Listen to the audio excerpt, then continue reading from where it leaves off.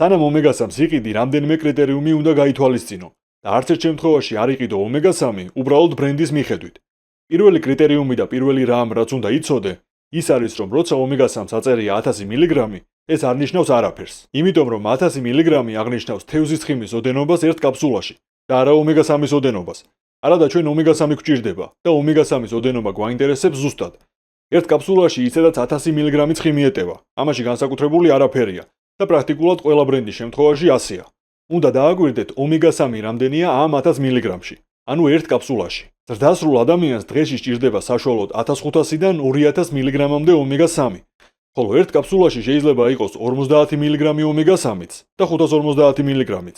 ამიტომ არის საჭირო ნახოთ შემადგენლობა პროდუქტის უკანა მხარეს. მეორე რამ, რაც უნდა იცოდე, ისაა, რომ ომეგა-3 აღინიშნება აბრევიატურებით EPA და DHA.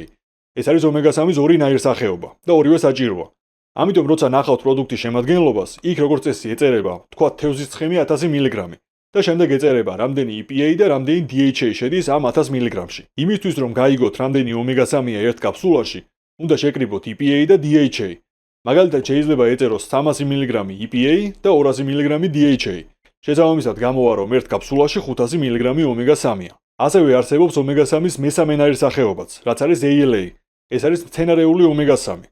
თუმცა მცენარეულ ომეგა-3-ს ადამიანის ორგანიზმი თითქმის ვერ ითვისებს და ყურადღება უნდა მიაქციოთ, რომ პროდუქტში ომეგა-3 მოცემული იყოს მხოლოდ თევზის ცხიმის ფორმით, ანუ მხოლოდ EPA და DHA. მცენარეული ომეგა-3 ხანდახან არის ხოლმე შერეული, იმიტომ რომ უფრო იაფია როგორც წესი, მაგრამ ადამიანისთვის დიდად გამოსადეგი არ არის. მაგალითად, როგორც 2018 წელს გამოქვეყნებულმა კვლევამ აჩვენა, მცენარეული ომეგა-3 ძალიან მცირე ოდენობით გარდაიქმნება აქტიურ ფორმად და არ არის კარგი წყარო ომეგა-3-ის მისაღებად. მესამე კრიტერიუმი: ომეგა-3-ის დანამატში არ უნდა იყოს მხოლოდ 20 კაფსულა, როგორც ხშირად არის ხოლმე, და მიზეზი ძალიან მარტივია.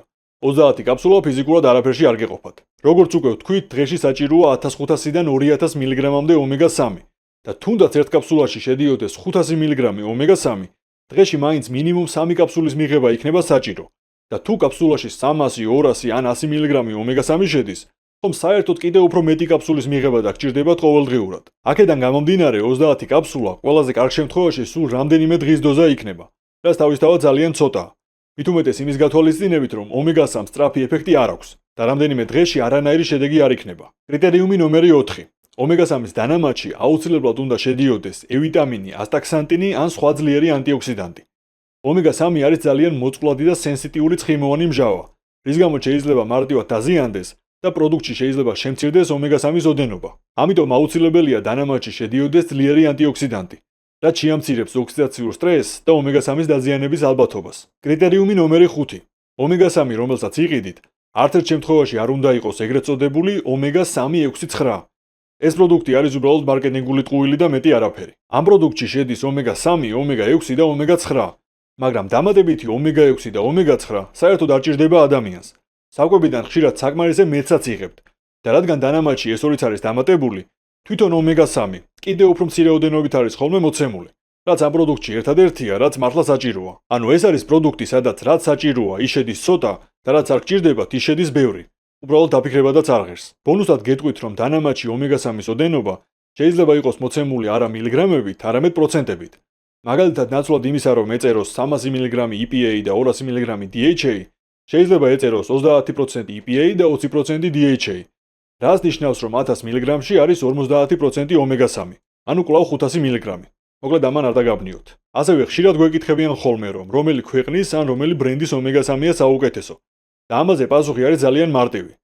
ბრენდს არანაირი მნიშვნელობა არ აქვს, იმიტომ რომ ყველა ბრენდს აქვს როგორც ხარისხიანი დანამატები, ასევე უხარისხო და უნდა წაიკითხოთ შემადგენლობა, რაზეც ახლა ვისაუბრეთ.